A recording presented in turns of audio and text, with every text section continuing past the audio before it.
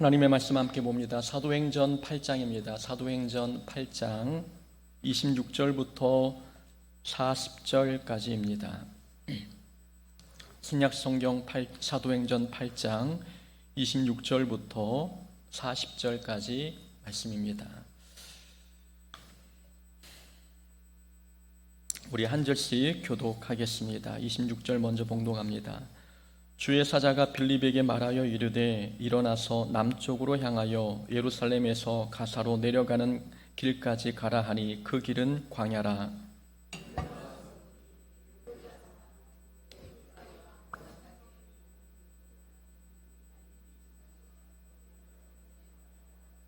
돌아가는데 수레를 타고 선지자 이사야의 글을 읽더라.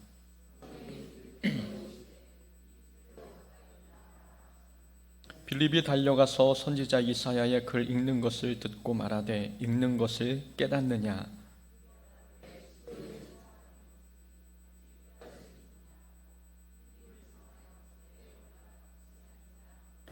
읽는 성경 구절은 이것이니 일러스되 그가 도살자에게로 가는 양과 같이 끌려갔고 털 깎는 자 앞에 있는 어린 양이 조용함과 같이 그의 입을 열지 아니하였도다.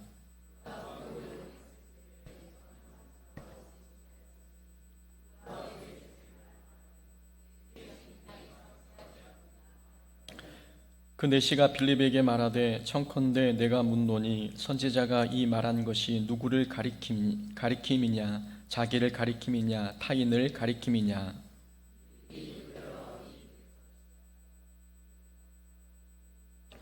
길 가다가 물 있는 곳에 이르러 그 내시가 말하되 보라 물이 있으니 내가 수레를 받음에 무슨 거리낌이 있느냐. 이에 명하여 수레를 멈추고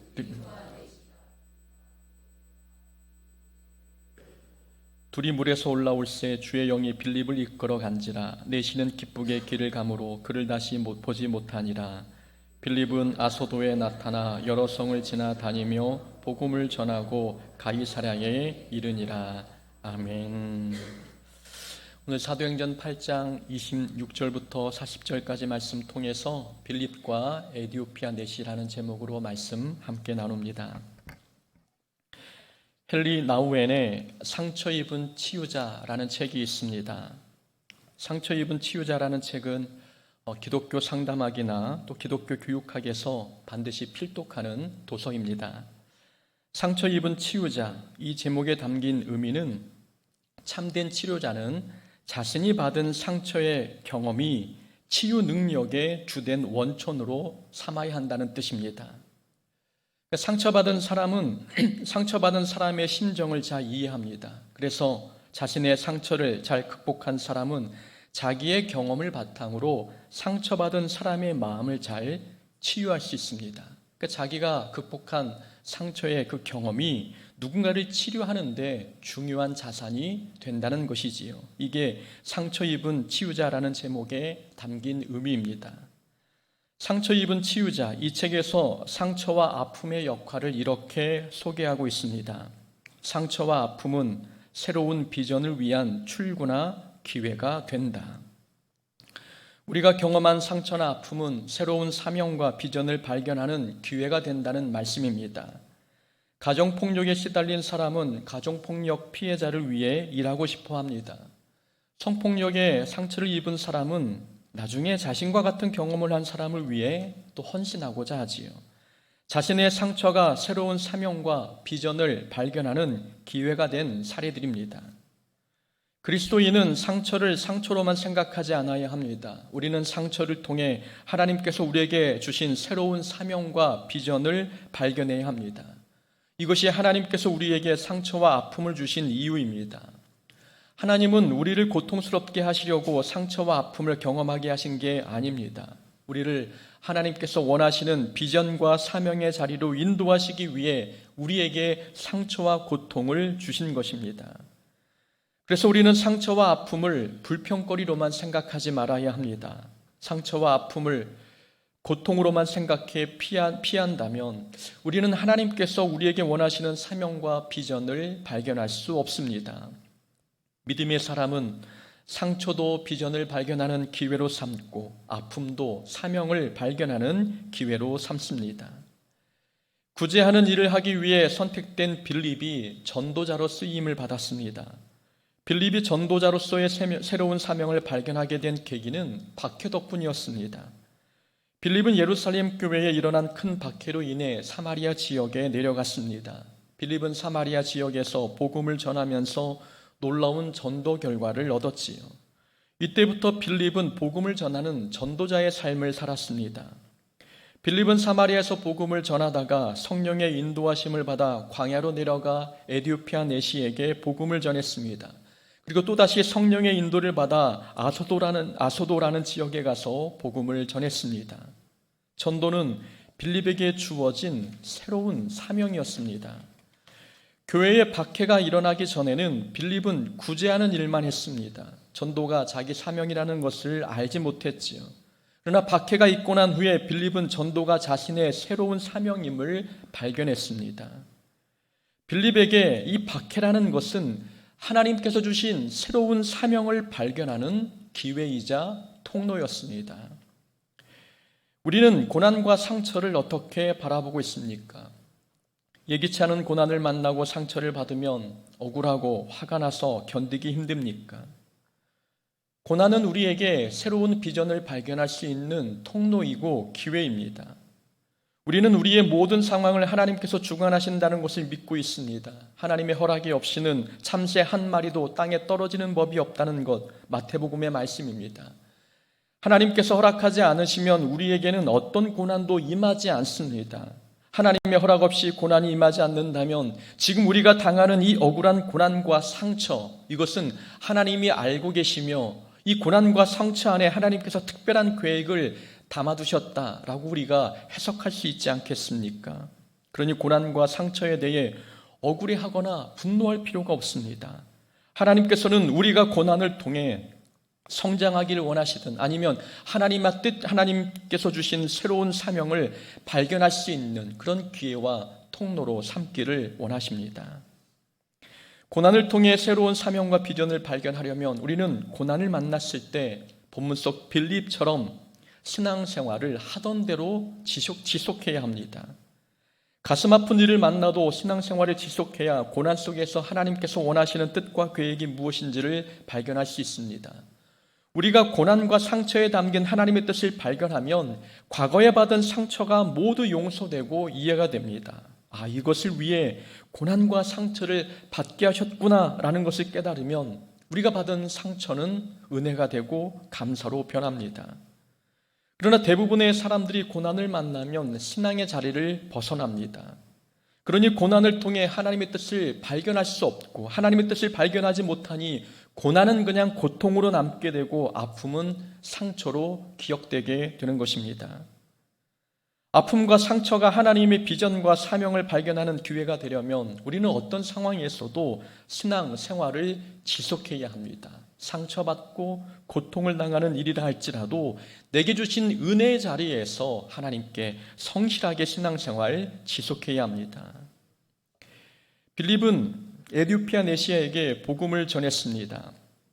에디오피아는 당시 경제적으로 부유한 나라였는데 본문에 나오는 이 에디오피아 내시는 그 나라의 재무를 담당하는 재무장관이었습니다.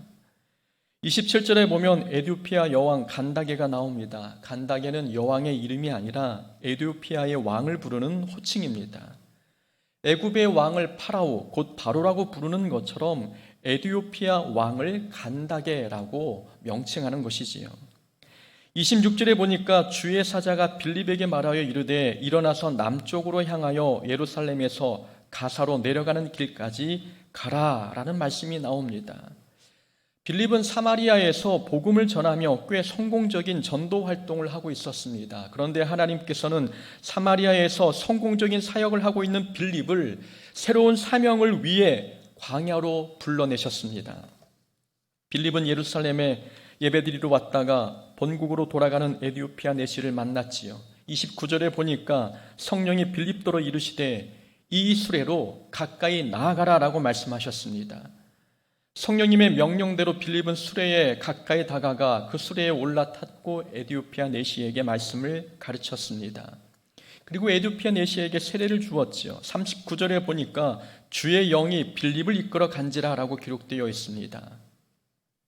자, 하나님께서는 빌립에게 성령의 감동을 주셔서 성령님의 인도하심을 따라 복음을 전하는 지역으로 가게 하셨습니다.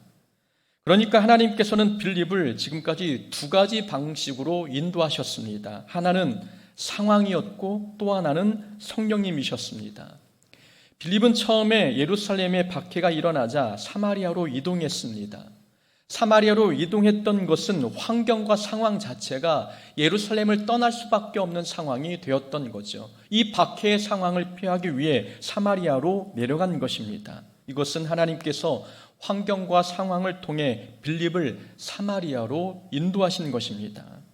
그리고 오늘 본문에서 하나님께서는 빌립을 성령님을 통해 사마리아에서 광야로 인도하셨고 또 광야에서 또 다른 아소도라는 지역으로 인도해 가셨습니다. 이렇게 하나님께서는 이 빌립을 환경을 도구로 그리고 성령님의 말씀을 통해 인도해 가셨습니다. 하나님께서는 우리를 여러 가지 방식으로 인도하십니다.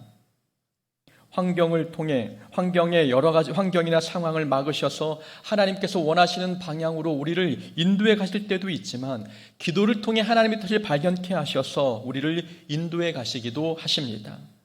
때로는 사람의 입을 통해서 가야 할 길을 알려주시기도 하시고 때로는 설교를 통해서도 하나님의 뜻이 어디에 있는지 깨닫게 하십니다. 하나님께서는 하나님의 뜻을 알려주시는 다양한 방식과 통로가 있습니다. 그러나 그 중에서 하나님께서 우리에게 말씀하실 때에는 우리가 가장 익숙한 방식, 우리에게 가장 익숙한 방식으로 우리에게 말씀하시고 하나님 뜻으로 인도하십니다.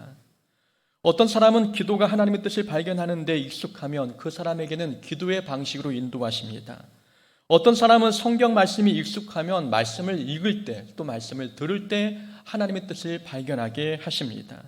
이렇게 하나님께서는 각 사람이 익숙하게 여기는 방식으로 하나님의 뜻을 보여주시며 인도해 가십니다. 그래서 우리는 하나님의 뜻을 발견할 수 있는 통로를 적어도 두 가지는 가지고 있어야 합니다.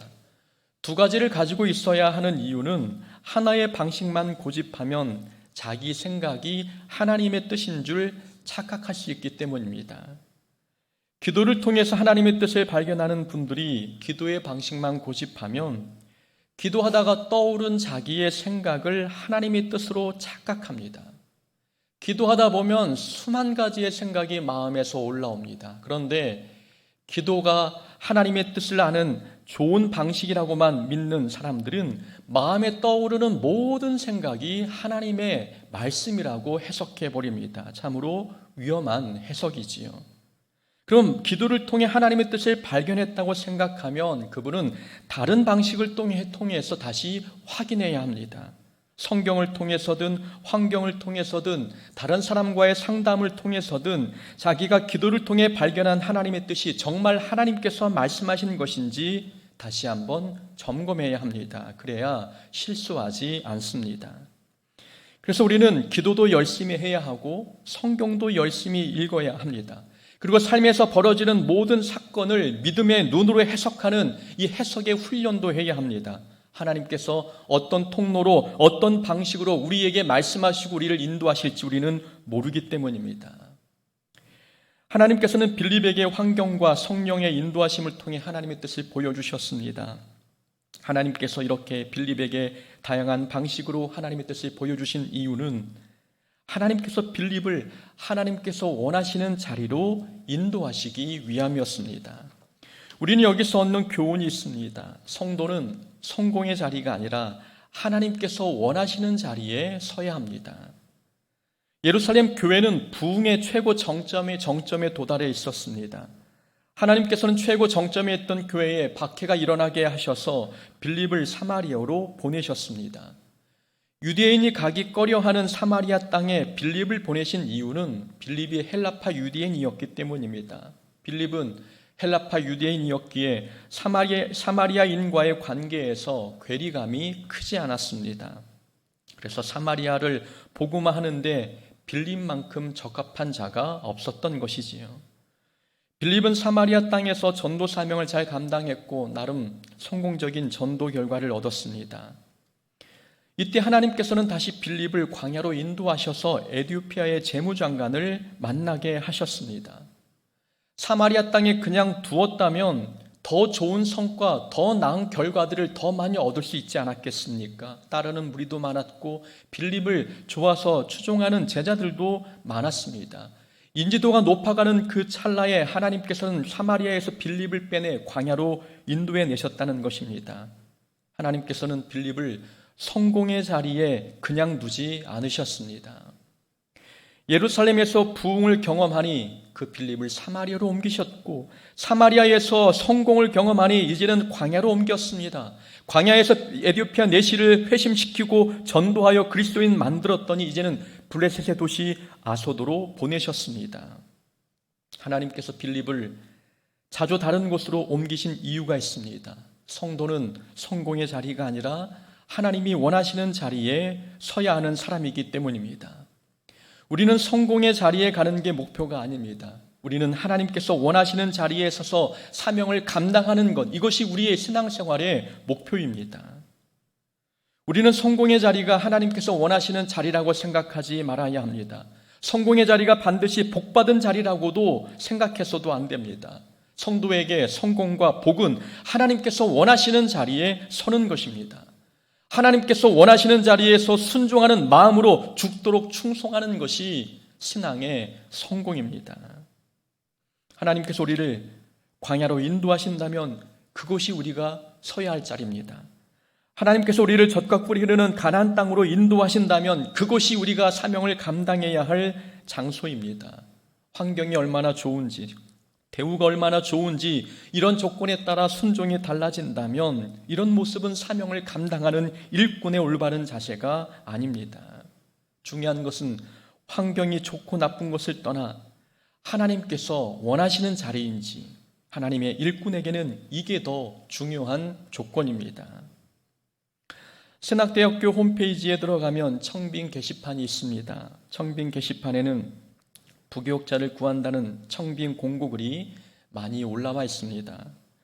부교육자들은 게시판에 올라와 있는 공고를 보고 자신이 원하는 교회에 이력서를 내지요. 청빙 공고에 올라온 여러 교회 중 어떤 교회가 사역하기 좋은 교회인지, 어떤 교회가 대형 교회이고 어떤 교회가 대우가 좋은지 아는 방법이 있습니다. 조회수를 보면 압니다. 조회수가 200, 300이 넘어가면 일단 큰 교회입니다. 얼마 전에 친구 목사가 신학대 게시판에 재미있는 청빙 공고가 올라왔다며 이야기했습니다. 부목사를 청빙한다는 공고인데 청빙 공고 내용이 이랬습니다. 사례비는 교회 규정대로, 또 사택 제공, 여름휴가 10일, 연차 8일, 체력 단련비 지급, 출근은 화요일 오후 1시, 이런 내용이었습니다. 다른 조건은 크게 다르지 않는데 연차 8일 그리고 체력 단련비를 지급하고 화요일 출근 시간이 오후 1시라는 것, 이 조건은 지금까지 들어본 적이 없는 청빙 조건이었습니다. 이 교회가 이런 조건을 내건 이유는 이렇게 하지 않으면 부교육자를 구하기 어렵기 때문입니다. 공고를 올린 날짜를 보니까 4월에 한 번 올라왔고 6월에 다시 공고를 올렸습니다. 4월에 올린 공고에는 조건이 구체적으로 명시되어 있지 않았습니다. 어떤 복지를 교회에서 제공하는지 명시하지 않아서 지원자가 없었는지 6월에 올라온 공고 안에는 복지 조건이 구체적으로 명시되어 있었습니다. 저도 젊은 목사이지만 격세지감을 느끼게 하는 공고였습니다. 지금의 젊은 부교육자들은 연차가 없거나 복지 조건이 안 되어 있는 교회는 지원을 잘 하지 않는 것이 중론입니다.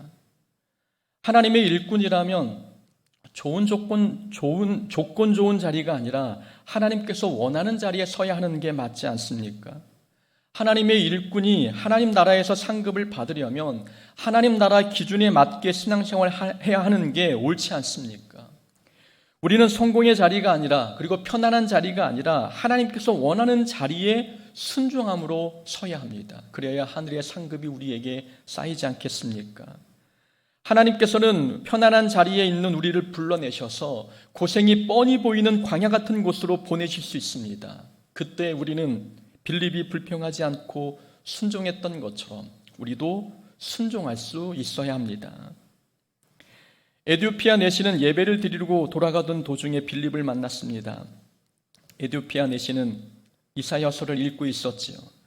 빌립이 다가갔을 때 공교롭게도 에디오피아 내시는 예수님에 관한 예언이 담긴 이사야서 53장을 읽고 있었습니다.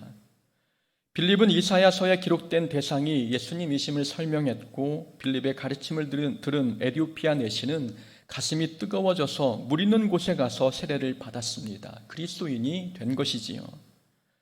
에디오피아 내시는 집에 가던 중에 은혜를 경험했습니다. 그가 탄 수레는 1:1 부흥 집회가 열린 작은 교회였고 길가 물 있는 곳은 에디오피아 내시가 세례받고 그리스도인이 되기에 합당한 기적의 장소였습니다.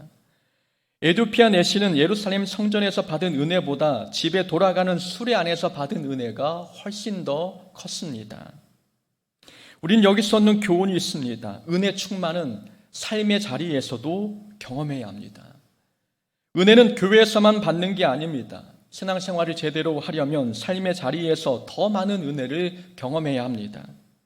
하나님은 교회 안에만 계시는 분이 아니십니다. 하나님은 우리 가정에도 일터에도 함께 계십니다. 하나님은 삶의 자리에서도 만날 수 있다는 말씀이지요. 그래서 은혜 충만은 삶의 자리에서도 경험할 수 있어야 합니다. 예배를 아무리 잘 참석해도 삶의 자리에서 은혜 충만하지 못하면 신앙 성장은 기대하기 어렵습니다. 교회에서 예배드리는 시간은 일주일에 1시간 또는 2시간 정도입니다. 나머지 시간은 가정과 일터에서 보내는 게 부지기수 아니겠습니까? 교회에 있는 시간보다 일상에서 보내는 시간이 훨씬 더 많습니다. 그런데 우리의 삶의 자리가 은혜 충만한 부흥의 현장이 되지 않는다면 우리 영혼은 우리가 느끼지 못하는 사이에 시들어버릴 것입니다. 일주일에 한두 번 예배로 우리의 영적인 건강을 유지한다. 그것은 불가능한 일입니다. 만약 교회 성도님들이 목사가 지어준 밥만으로 신앙생활을 하신다면 성도는 허기질 것이고 목사는 지칠 것입니다.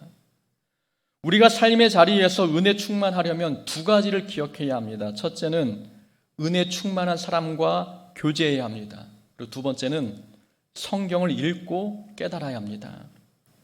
에디오피아 내시는 집에 가던 중에 빌립을 만났습니다. 그리고 빌립과의 은혜로운 대화를 통해 말씀을 깨달았습니다. 에디오피아 내시가 은혜 충만할 수 있었던 비결은 은혜 충만한 사람과 함께 있었기 때문이고 성경 읽는 것에 그치지 않고 그 의미를 깨달았기 때문입니다. 은혜 충만한 사람 그리고 성경을 읽고 깨닫는 것, 이 2가지가 우리 삶을 은혜 충만하게 만드는 비결입니다. 우리는 주중에 어떤 사람을 많이 만나고 있습니까? 우리는 우리 주변 사람들에게 우리가 어떤 사람이 되어드리고 있습니까? 어떤 사람을 만나면 성경 이야기를 많이 합니다. 그런데 어떤 사람을 만나면 힘든 이야기만 합니다. 또 어떤 사람을 만나면 불평거리만 이야기하죠. 그러나 어떤 사람을 만나면 받은 은혜를 간증하는 이야기를 훨씬 더 많이 합니다. 우리가 삶의 자리에서 어떤 사람을 만나 교제해야 우리 신앙생활에 도움이 되는지 우리는 굳이 답을 말씀드리지 않아도 알고 있습니다. 모세 곁에는 여호수아가 있었습니다. 다윗 곁에는 요나단이 있었고 바울 곁에는 바나바라고 하는 은혜 충만한 사람이 함께 있었습니다. 누구를 만나느냐에 따라서 삶의 방향, 사역의 방향, 그리고 신앙 성장의 방향이 달라졌습니다. 에디오피아 내시가 은혜 충만한 빌립을 만나지 않았다면 어찌 그가 집에 가는 도중에 성령 충만함을 경험할 수 있었겠습니까? 에디오피아 내시는 성경 통독이 습관이 된 사람이었습니다. 30절에 보면 빌립이 에디오피아 내시가 타고 있는 수레에 가까이 다가가니 에디오피아 내시가 이사야서의 글을 읽고 있는 것을 알게 되었습니다. 어떻게 알게 되었을까요? 이 에디오피아 내시는 성경을 큰 소리로 읽고 있었던 겁니다. 가만히 들어보니까 그 내용이 이사야 53장에 관한 내용이었던 것입니다. 그러니까 에디오피아 내시는 큰 소리로 성경을 읽는 게 습관이 된 사람이었습니다. 에디오피아 내시가 빌립의 가르침에 금방 마음을 열고 회심할 수 있었던 이유는 평소 성경을 읽어왔기 때문입니다. 성경을 평소에 읽고 그래서 마음이 굳어졌던 마음이 녹아져 있었기 때문에 그 말씀을 하나씩 깨닫게 해주니 마음이 뜨거워졌던 것입니다. 여러분, 성경을 읽는데 무슨 내용인지 모르면 답답하지 않습니까? 내용이 무슨 뜻인지 모르면 읽고 싶지 않습니다. 그런데 그 성경의 내용들을 하나씩 의미를 되짚어가면서 설명하고 해석하기 시작하면 마치 감았던 눈을 뜬 것 같은 느낌이 들 때가 있습니다. 닫혔던 마음의 문이 활짝 열린 것 같은 느낌이 들 때가 있지요. 눈이 열리고 마음의 문이 열리면서 무엇인가 알 수 없는 큰 기쁨의 생수의 강들이 우리 마음을 휘감는 것을 느낄 때가 있습니다. 이것이 말씀을 깨달을 때 하나님을 경험하는 현상들입니다. 우리는 그래서 평소에 성경을 부지런히 읽고 궁금한 점이 있으면 묻고 고민하고 묵상하면서 답을 찾아가야 합니다. 성경을 깨달아야 예수님을 만날 수 있습니다. 성경의 의미를 알아야 믿음이 성장하고 하나님의 뜻을 발견할 수 있습니다. 우리가 일상에서 은혜 충만한 삶을 살려면 두 가지를 기억해야 합니다. 은혜 충만한 사람과 교제해야 되고 성경을 읽고 그 의미를 깨달아야 합니다. 39절에 보니 에디오피아 내시는 세례를 받고 기쁘게 길을 갔다고 기록되어 있습니다. 빌립을 만나 그리스도인이 된 내시, 그는 지금까지 경험해보지 못한 큰 기쁨을 경험했습니다. 기쁨이 충만한 상태에서 곡으로 돌아가는 사람의 눈에 가는 길이 어떻게 보였겠습니까? 늘 가던 길이었는데 기쁨이 충만한 상태에서 그 길을 보니 달라 보이지 않겠습니까? 기쁨이 충만하면 같은 삶도 다르게 느껴지는 법입니다. 이게 성령 충만의 현상입니다. 우리는 그래서 여기서는 세 번째 교훈이 있습니다. 기쁨 충만이 곧 성령 충만입니다. 우리는 성령 충만해야 한다는 말씀을 많이 들었습니다. 삶의 자리에서 성령 충만해야 한다는 것은 기쁨이 충만해야 함을 뜻합니다. 우리가 예배를 통해 은혜를 받았다면 삶의 자리에서 기쁨 충만하게 살아야 합니다. 그게 성령 충만입니다. 삶의 기쁨이 충만하면 늘 똑같은 삶인데도 새롭게 느껴집니다. 그리스도인들의 삶은 단조롭고 반복적이지 않습니까? 그런데도 그렇게 반복적이고 단조로운 우리의 삶이 지루하거나 무료하지 않는 이유가 있습니다. 하나님께서 우리에게 공급하시는 기쁨을 날마다 경험하기 때문입니다. 우리는 직장, 집, 교회, 직장, 집, 교회 이 세 곳을 돌아다닙니다. 그래도 여러분들에게 직장이 있지만 저는 교회 집입니다. 굉장히 단조롭고 하는 일도 정해져 있습니다. 그런데도 우리의 삶이 허기지지 않고 무엇인가 꽉 찬 느낌이 드는 이유는 우리 안에 생수의 강이, 기쁨의 강이 흘러넘치기 때문입니다. 세상 사람들은 삶이 단조로우면 무엇인가 자극적인 것을 찾습니다. 마약을 찾거나 도박을 하거나 성적으로 타락하기도 합니다. 자극적인 것을 해야 그나마 무료한 삶의 작은 기쁨이라도 느낄 수 있기 때문입니다. 삶이 무료하다는 것은 삶의 갈증이 있고 허기지다는 뜻입니다. 이런 삶의 갈증과 허기짐은 영혼의 궁핍해서 만들어진 것입니다. 세상 사람들은 영혼의 허기짐을 세상의 자극적인 것으로 채우려고 합니다. 그런데 우리는 영적인 존재인데 우리 영적인 존재가 세상의 자극적인 것으로 인하여 만족하겠습니까?